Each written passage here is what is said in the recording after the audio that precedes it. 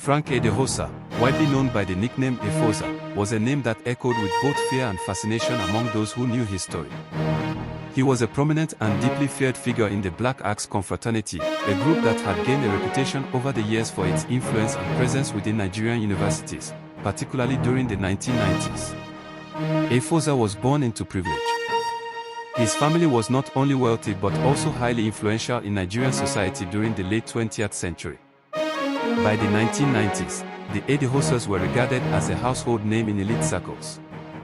Their affluence was evident in every aspect of their lifestyle, from their sprawling mansions to their strong political and social connections. Growing up in such an environment, Efosa had access to everything a young man could ever desire, except perhaps a sense of inner peace. Even before his university days, Efosa had a striking presence. He was tall, broad-shouldered, and had a face that rarely showed emotion. Many who met him described him as someone with a naturally intense and commanding aura. His voice, deep and firm, carried the weight of authority even when he spoke casually. He was known to intimidate people without saying much. His posture, his stare, and his quiet confidence did most of the talking. When Efosa gained admission to the University of Benin in the early 1990s, he was already known among peers as someone who did not tolerate disrespect and often got into conflicts with other students. He carried himself like someone who had nothing to prove yet seemed ready to take on any challenge. It was not long before he caught the attention of existing members of the Black Axe confraternity, a group that thrived on influence, fear, and loyalty. His decision to join the confraternity only amplified the traits he was already known for. What was once a tough exterior now became something more dangerous. His involvement with the Black Axe gave him both structure and freedom, the kind of freedom that, when given to someone already prone to confrontations, could quickly spiral into something dark. At the University of Benin, Efosa's name began to circulate in whispers and warnings. Students, especially those in their early years, were told to avoid getting on his bad side. Tales of his involvement in confrontations, secret gatherings, and dangerous missions became part of campus folklore. He was said to have played roles in numerous campus-related incidents, including confrontations that left many shaken and unsure of their safety. The most significant of these incidents occurred during an alleged conflict between two rival confraternities. According to several unverified reports from students at the time, a serious clash erupted on campus grounds, and Efosa, along with a group of his fellow members, was said to have been involved in planning and executing a mission targeting a high-ranking member of another group, the Air Lords. The incident created widespread panic within the university.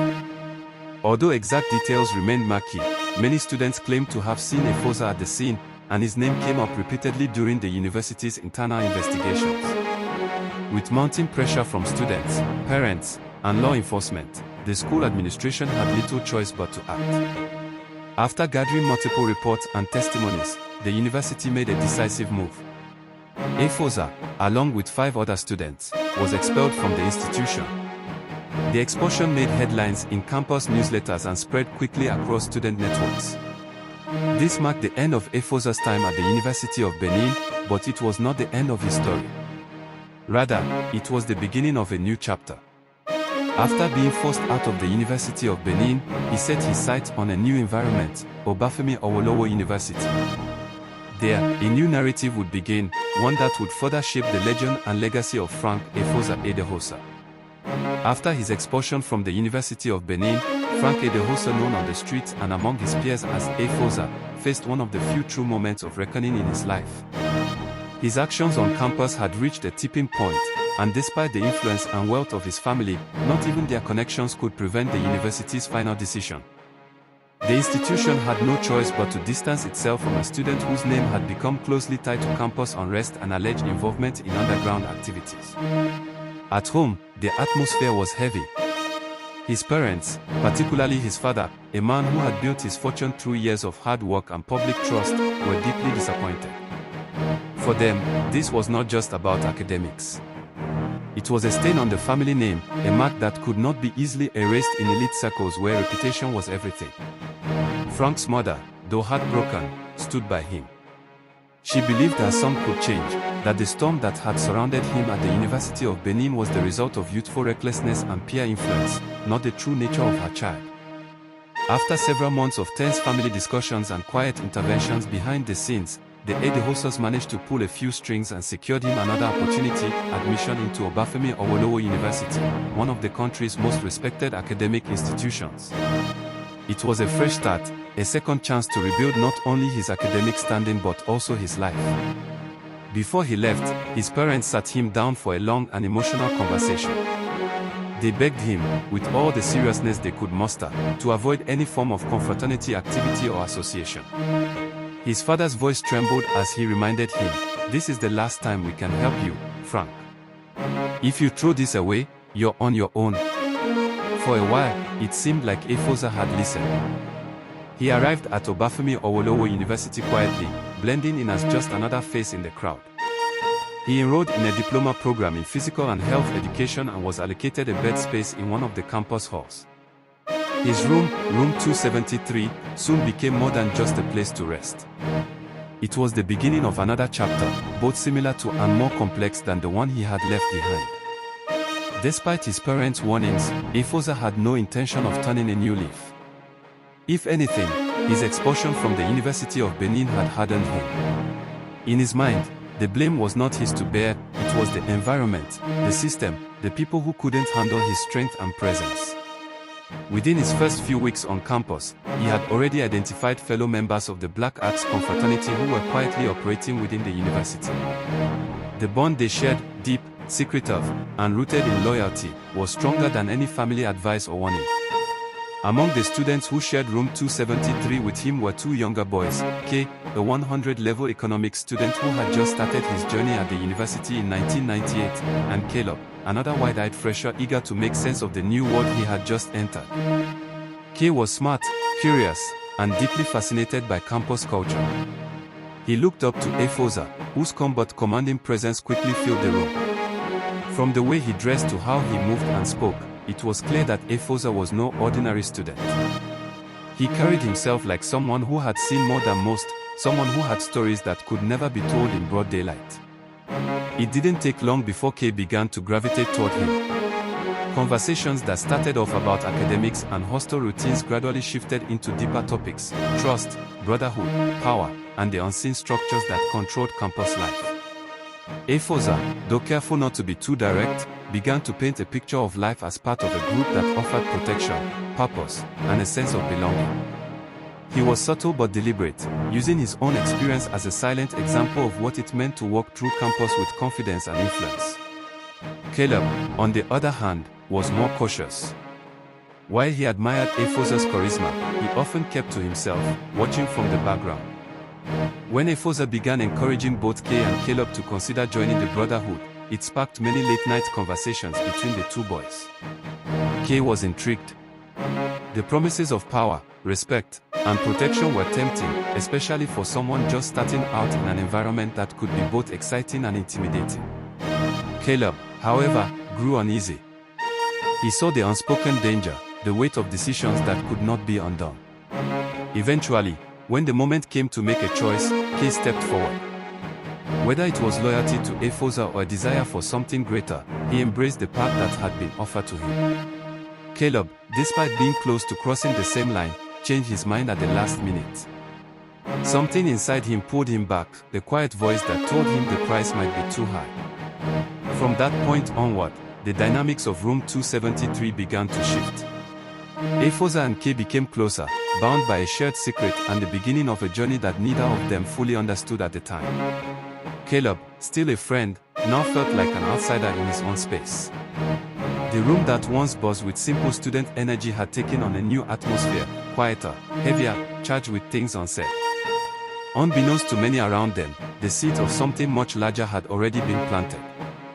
And once planted, those seeds would begin to grow, changing lives, shaping destinies, and leaving behind stories that would be whispered about for years to come. Efosa was a man who rarely accepted defeat, especially not from someone he considered an ordinary freshman. When Caleb, his younger roommate at room 273 in Obafemi Awolowo University, backed out of joining the confraternity, it did not sit well with him. From the beginning, Efosa had handpicked Caleb as one of the next recruits into the Brotherhood. He believed that, like Kay, Caleb could be shaped, molded, and brought under the wing of the Black Axe. So when Caleb chose to walk away, Efosa took it personally, not just as a rejection of his offer, but as a challenge to his authority and influence. Refusing to give up easily, Efosa began to devise subtle ways to draw Caleb back into the fold. He didn't resort to threats or force. That wasn't his style, at least, not at this stage. Instead, he employed manipulation wrapped in friendliness and charm. One of his most common strategies involved organizing social gatherings, what appeared to be fun, innocent parties. These events were usually filled with music, laughter, and most importantly, attractive young women who seemed to take a sudden interest in Caleb. Unbeknownst to Caleb, most of these girls were not randomly interested in him. Many of them were connected to the confraternity or loyal to its members. Their assignment was simple: draw Caleb into their world, make him feel special, and gently nudge him toward accepting the invitation he had once declined. They invited him to house parties that didn't exist, hangouts that ended up being strategy meetings in disguise, and events where conversations about brotherhood were slipped in like casual jokes. Caleb, although flattered by the attention and tempted by the promise of excitement, began to sense that something wasn't right. He noticed patterns, how the parties always ended in conversations about loyalty, power, and belonging. He observed how the same faces kept reappearing in different places, always smiling, always welcoming, but somehow too polished, too intentional. Over time, the charm began to wear thin. The more he resisted, the clearer it became to Efosa that Caleb would not be swayed. Eventually, Efosa gave up on trying. It was not in his nature to waste time on efforts that bore no fruit. He shifted his focus elsewhere, leaving Caleb to his own path. But while Caleb had escaped the pool, Kay, the other roommate who had accepted the invitation, began to feel the weight of his decision more heavily with each passing day. Kay's early days in the brotherhood were filled with excitement. He was welcomed with warmth, given tasks that made him feel important, and showered with attention that boosted his self-worth. But as the weeks turned into months, the veil of glamour began to lift. The reality of life as a confraternity member was far more demanding than he had imagined. Kay lost something that he never expected to lose: his freedom. He was no longer his own person. Every move he made had to be calculated. His time was no longer his own, it belonged to the group. His studies began to suffer, as he often had to skip classes to attend meetings, travel off campus for undisclosed errands, or simply recover from sleepless nights. His priorities shifted, not by choice, but by pressure. The boy who had once walked into the university full of dreams and ambition now moved through each day with an invisible burden on his shoulders. Unable to carry it alone, Kay eventually turned to the only person he could still trust: Caleb. One quiet evening, while the campus buzzed with the usual nighttime activity, Kay sat beside Caleb and opened up. His voice was low, almost like a whisper, but heavy with emotion. He spoke of how much he regretted his decision, how he missed the simplicity of being an ordinary student, and how he wished he could go back to that moment when Efosa first made the offer. Caleb listened patiently, offering no judgment. Deep inside, he felt grateful that he had walked away when he had the chance. While Kay wrestled with regret, Efosa's pattern of life at room 273 grew stranger by the day. He was almost never around. Weeks would pass without a single sighting of him in the room. His bed remained untouched, his belongings always in the same place. When he did show up, it was usually in the dead of night. The sound of his footsteps echoing through the corridor would announce his arrival, but he never stayed long. Before the sun could rise, he would vanish again. Speculations began to swirl around the hostel. Some believed he was involved in activities that took him off campus frequently. Others whispered that he was hiding, lying low to avoid being caught off guard by rival groups. The truth remained unclear, but one thing was certain: Efosa lived a life few could understand, and even fewer dared to question. Within the walls of room 273, the three young men who once shared simple jokes and meals were now worlds apart. Efosa had become a ghost-like figure, floating in and out of their lives. Kay was caught in a struggle between the world he had entered and the one he had left behind. And Caleb, though still free, now carried the emotional weight of watching his friends suffer, and narrowly escaping that same fate himself. Life at Obafemi Awolowo University continued, but for the boys in room 273, nothing was quite the same anymore. By the late 1990s, the quiet undercurrent of tension between members of the Black Axe Confraternity and the Student Union Government (SUG) at Obafemi Awolowo University had begun to boil over. What had started as whispers and brief altercations quickly escalated into something far more serious. There were growing reports of clashes between known confraternity members and representatives of the student government. Allegedly, the SUG, determined to restore peace and discipline to the campus, began taking bold steps to curb court-related activities. In one of their most daring actions, the student government reportedly worked with local law enforcement and campus security to apprehend several individuals believed to be affiliated with the Black Axe group. The arrest and detention of these individuals sent shockwaves throughout the campus and beyond. Though details remain hazy, some students whispered that Efosa might have been one of those arrested, while others insisted he had somehow managed to stay ahead of the law. Either way, his name, already associated with secrecy and power, was on everyone's lips. Those who were arrested spent several months in custody. For many within the Black Axe Brotherhood, the experience left deep emotional scars. They saw the arrest as a betrayal, a humiliation not just to their members, but to the entire brotherhood. Their anger festered during those months, growing stronger with each passing day. And when the detained members were finally released, they returned not with humility or reflection, but with vengeance in their hearts. Behind closed doors, meetings were called. On the 7th of July 1999, one such gathering took place in the same city that housed Obafemi Awolowo University. It was no ordinary meeting. It was a convergence of members, many of them from other universities and colleges of education. They came from across the region, united by a shared cause, retaliation. There, they discussed what had transpired, and their resentment toward the student union leaders who had dared to stand against them. Strategies were whispered. Decisions were made. And with grim resolve, they prepared for what would become one of the darkest nights in the history of the university. 3 days later, on the night of July 10, 1999, terror descended upon the campus. Under the cover of darkness, a coordinated attack was launched. The campus, usually lively and filled with laughter, music, and student chatter, became a place of chaos and fear. The attackers, believed to be members of the Black Axe from multiple institutions, moved swiftly. Several students were injured, and at least 5 lost their lives in the tragic incident. Among those lost was a respected and outspoken student leader, the General Secretary of the Student Union Government, fondly known across campus by the name Africa.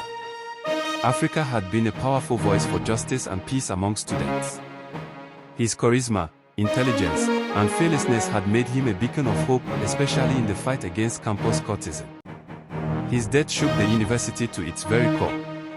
News of the attack spread rapidly. Shock turned into sorrow, and sorrow quickly morphed into anger.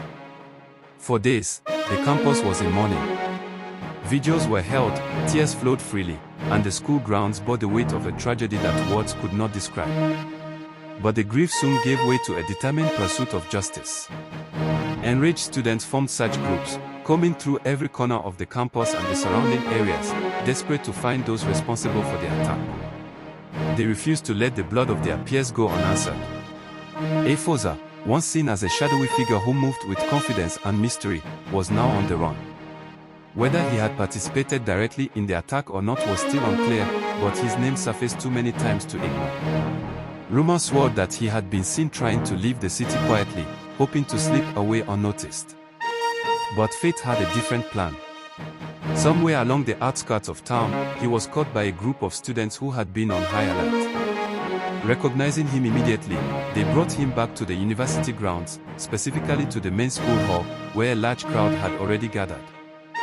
There, under intense questioning and in full view of fellow students, Efosa admitted that he had been part of the planning and execution of the attack. His confession, whether forced by fear or guilt, confirmed what many had already suspected.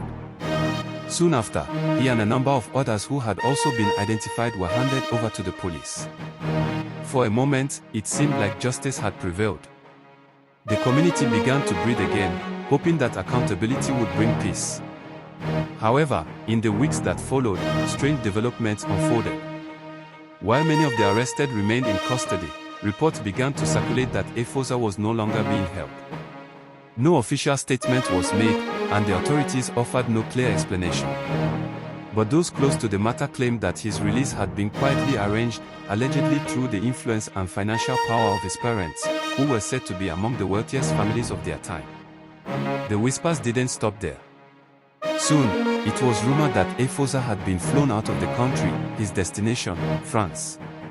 Some said he had been sent there to continue his education under a new name and identity. Others believed it was simply a way for his family to protect him from the legal consequences of his actions. Whatever the truth was, one thing remained certain: his departure left a deep scar on the university and the people who had known him. For the students of Obafemi Awolowo University, July 10, 1999 would never be forgotten. It stood as a painful reminder of how deeply campus courtism had infected the academic environment, and how far-reaching its consequences could be. And as for Room 273, once filled with laughter, debates, and youthful dreams, it now stood as a silent witness to a story that had taken a dark and irreversible turn.